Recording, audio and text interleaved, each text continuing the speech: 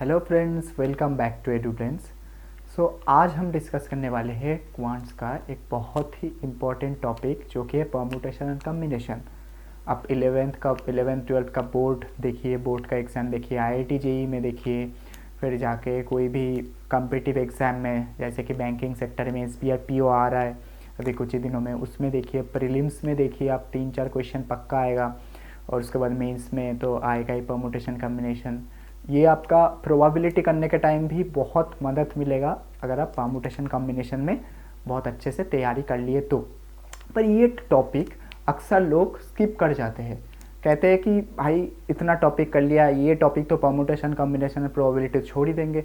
अरे भाई, तुम ये छोड़ दोगे तो भीड़ में तुम अलग से दिखोगे कहाँ से? वैकेंसी वो इतनी भी और इतने लोग एग्जाम दे रहे हैं, सभी के सभी यही सोच रहा है कि ये परम्यूटेशन कॉम्बिनेशन प्रोबेबिलिटी छोड़ के बाकी सारे टॉपिक कर लेंगे। अब मान लिया जो टॉपिक आपने मतलब तैयारी करके गया उसमें कुछ हटके या अलग से out of the box question आ गया जो आपसे नहीं बनी, तब क्या करोगे?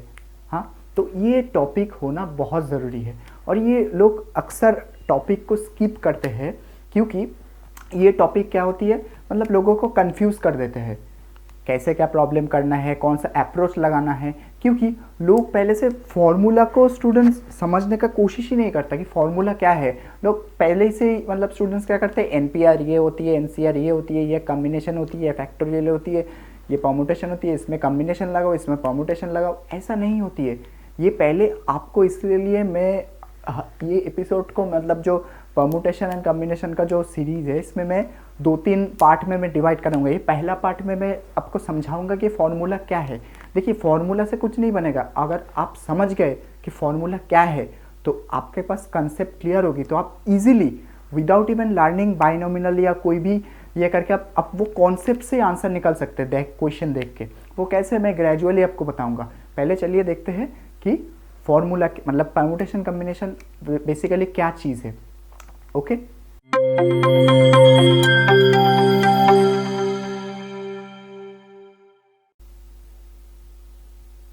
देखिए, परम्यूटेशन और कम्बिनेशन जो है क्रमचय और संचय।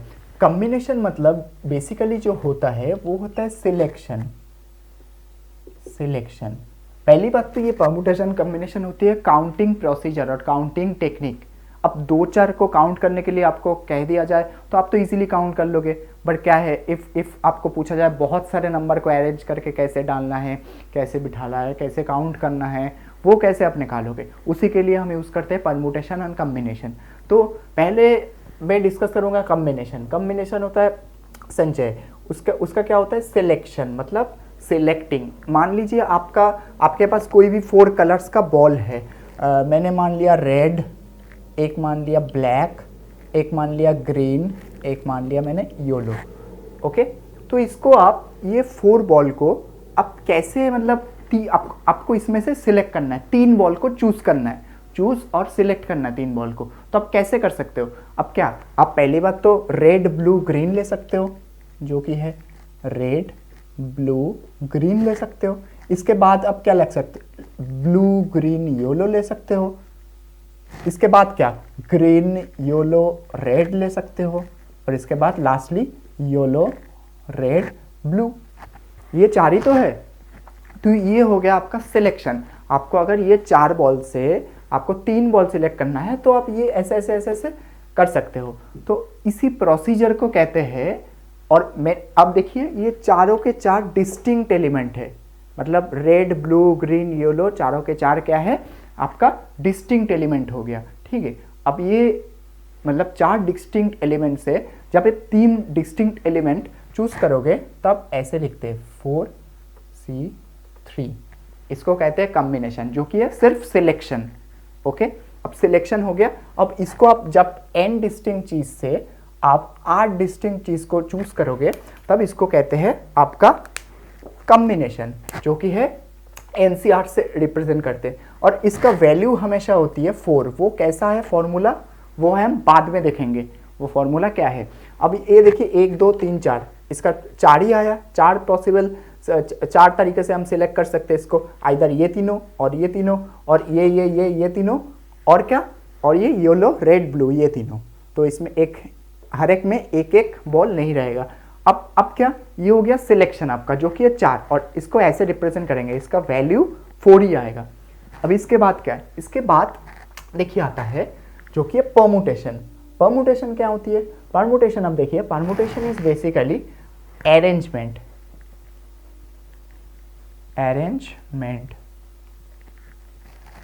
बट ये अरेंज करने के लिए आपको पहले क्या करना पड़ेगा, चूज करना पड़ेगा, इसलिए arrangement after selection. Okay, selection के बाद पहले आपको सिलेक्शन करना पड़ेगा, देन आपको उसके बाद आपको अरेंजमेंट करना पड़ेगा। देन सिलेक्शन के लिए क्या, आपको पहले कॉम्बिनेशन करना पड़ेगा, देन उस चीज को अरेंजमेंट करना पड़ेगा। कैसे, मैं आप अच्छे से समझाइए, ये चीज को समझिए, देखिए। और इसको रिप्रेजेंट करते हैं NPR से। जब आप n डिस्टिंक्ट थिंग से आप 8 डिस्टिंक्ट थिंग को आप क्या अरेंज करना चाहते हैं, पहले आपको सेलेक्ट करना पड़ेगा, उसके बाद वो चीज को आप अपने आप में अरेंज करना पड़ेगा। देखिए अब इधर से देखिए, अब 4 तो ये सिलेक्ट कर लिए, अब देखिए इसमें कितना अरेंजमेंट बन सकती है। पहले मैं लिख लेता हूँ ये 4 को, R B G, फिर आ गया B G Y, फिर आ गया G Y R, फिर आ गया Y R B, ये 4 हो गया। अब इसको क्या आपस में तो अरेंज भी हो सकती है। अब ये जो है इसका पहले इस चीज को देखते हैं, पहला जो अरेंजमेंट है ये है, इसका हम कितने तरीके से बना सकते हैं। एक हो गया RBG, ऐसे ले सकते हैं। अब देखिए इसको अरेंज करेंगे तो कैसे अरेंजमेंट होगी, इसको तो हम ऐसे भी ले सकते हैं कि BGR, इसके बाद इसको ऐसे भी लिख सकते हैं GRB, लिख ही सकते हैं। अब देखिए इसको हम और अरेंज कर सकते हैं RGB, ठीक है, क्योंकि इसके बाद ये दोनों को मैंने शफल कर दिया, RGB, ये भी एक अरेंजमेंट हो सकती है। इसके बाद BRG, मैंने ये B सेम रख के इन दोनों को चेंज कर दिया, और इसके बाद क्या आ गया, GRB के बाद GBR, तो ये हो गया आपको देखिए इधर से 6 अरेंजमेंट हो गया, 6 ऐसे ऐसे करके इसका हो गया 6, इसका हो गया 6, इसका भी 6 अरेंजमेंट आएगा, और इसका भी 6 अरेंजमेंट आएगा।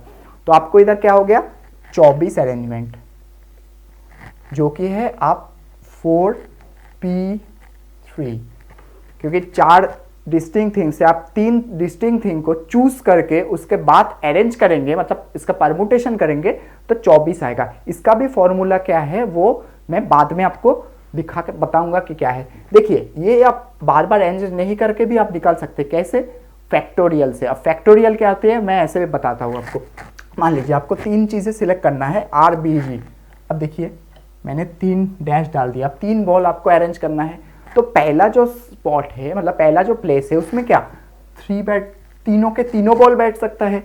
अरे भाई रेड भी बैठ सकता है, ब्लू भी बैठ सकता है, ग्रीन भी हो सकता है, पहला। अब क्या दूसरा जो प्लेस है, अब इधर तो एक बॉल चला गया और बाकी जो 2 है वो ही बैठ सकता है सिर्फ, फिर 2, और उसके साथ लास्ट पोजीशन जो है उसमें एक ही बॉल बैठ सकता है, तो 1। देखिए ये 6 ही आता है, 6, तो इसलिए ये हो गया इसका 6 अरेंजमेंट। अब देखिए 3 प्लेसेस में आपको 3 डिस्टिंक्टिंग दिया रहता है, मतलब आपको अरेंज करना है, तब ये आप ये फैक्टोरियल, ये बेसिकली होती है 3 का फैक्टोरियल, 3 का फैक्टोरियल होती है। अब फैक्टोरियल आप समझ गए, इसको ऐसे भी रिप्रेजेंट करते हैं, ठीक है। अब ये हो गया फैक्टोरियल का कॉन्सेप्ट कि आपको अरेंजमेंट करना हो कुछ डिस्टिंक्ट प्लेस में, आपको उस चीज को अरेंजमेंट करना हो तो उसको तब फैक्टोरियल करना पड़ेगा, ठीक है। अब देखिए फैक्टोरियल का फॉर्मूला भी आप इधर से, मैं आपको बाद में फैक्टोरियल का फॉर्मूला और ये परमुटेशन कॉम्बिनेशन, तो ये हो गया। अब ये नोट कर लीजिए अच्छे से, मैं अब परमुटेशन कॉम्बिनेशन का आपका फॉर्मूला और ये बता देता हूँ।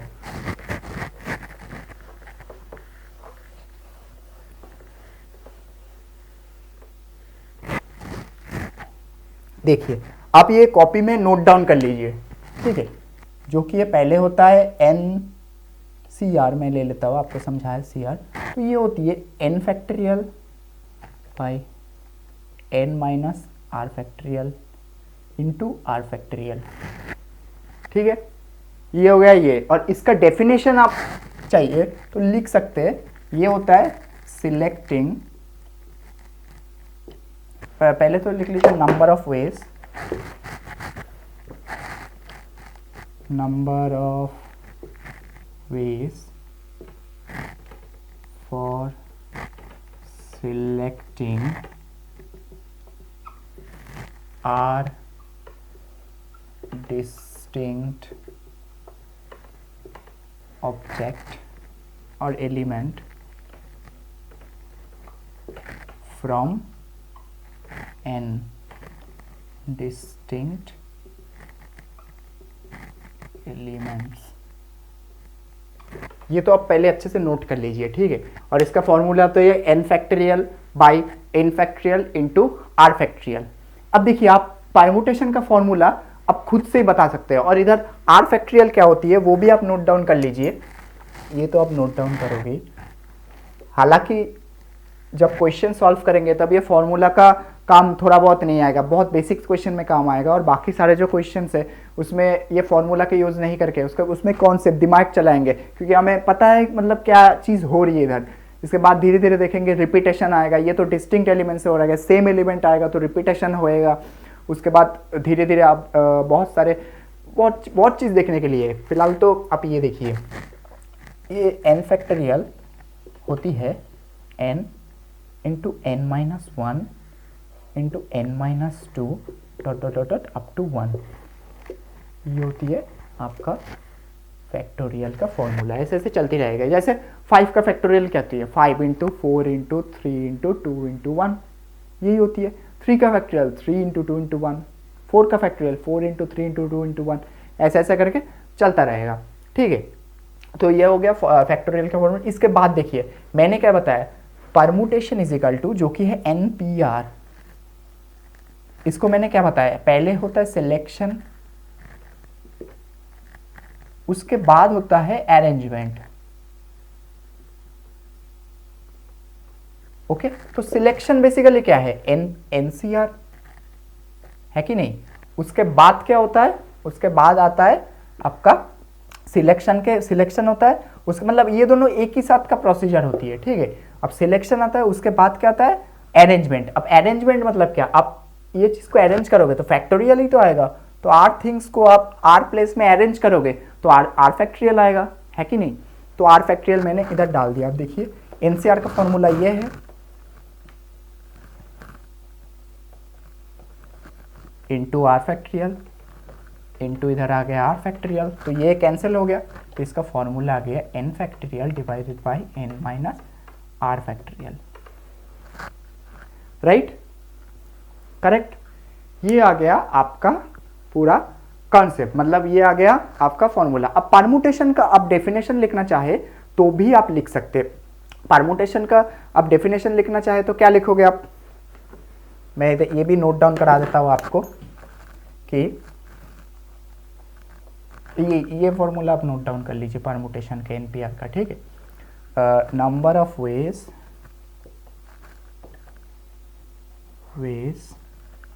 फॉर arranging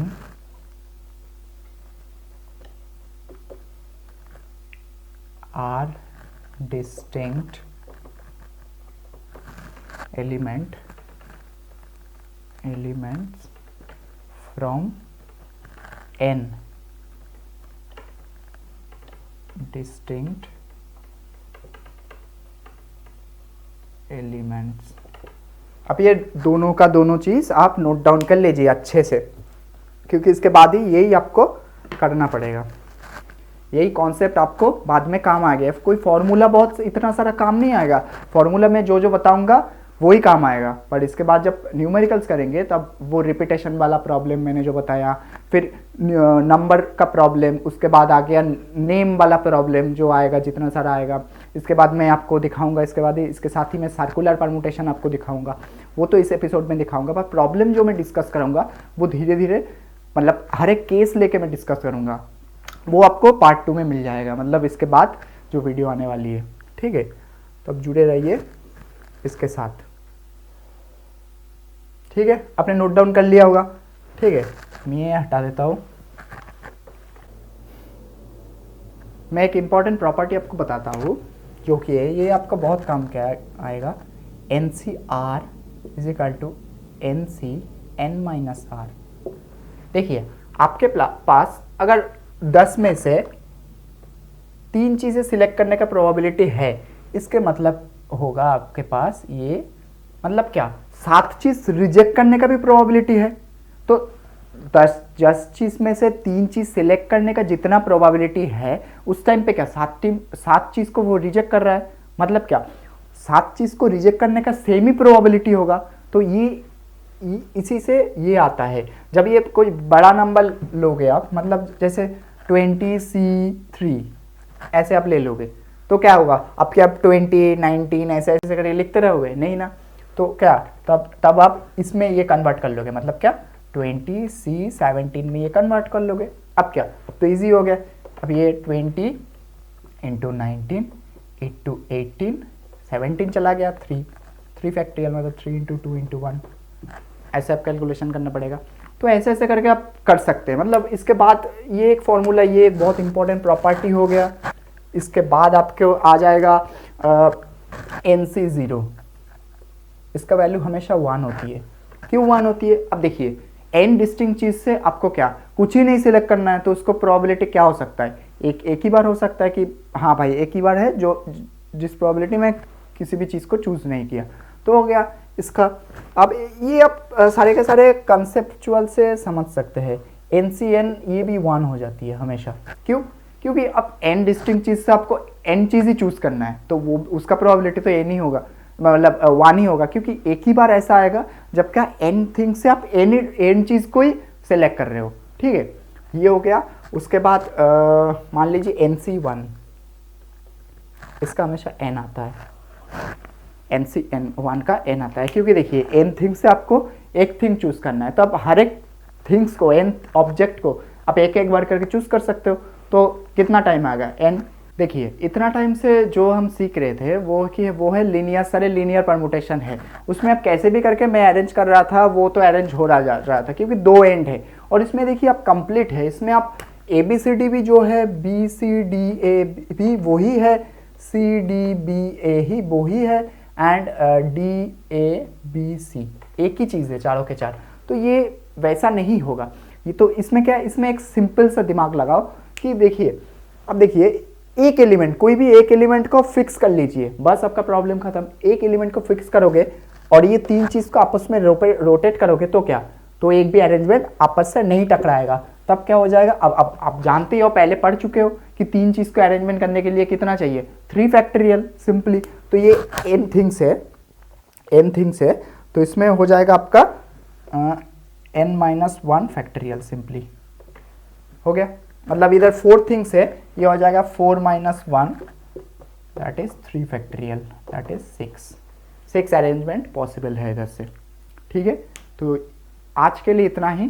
फिर अगले वीडियो में सारे स्टेप बाय स्टेप मैं डिस्कस करूँगा कि ये आप अच्छे से ये कॉन्सेप्ट को समझिए, मैंने कैसे कैसे समझाया, परमुटेशन बेसिकली है क्या, कैसे एक्सप्लेन करना है, कॉम्बिनेशन बेसिकली है क्या, मतलब कैसे सर्कुलर परमुटेशन हो रही है।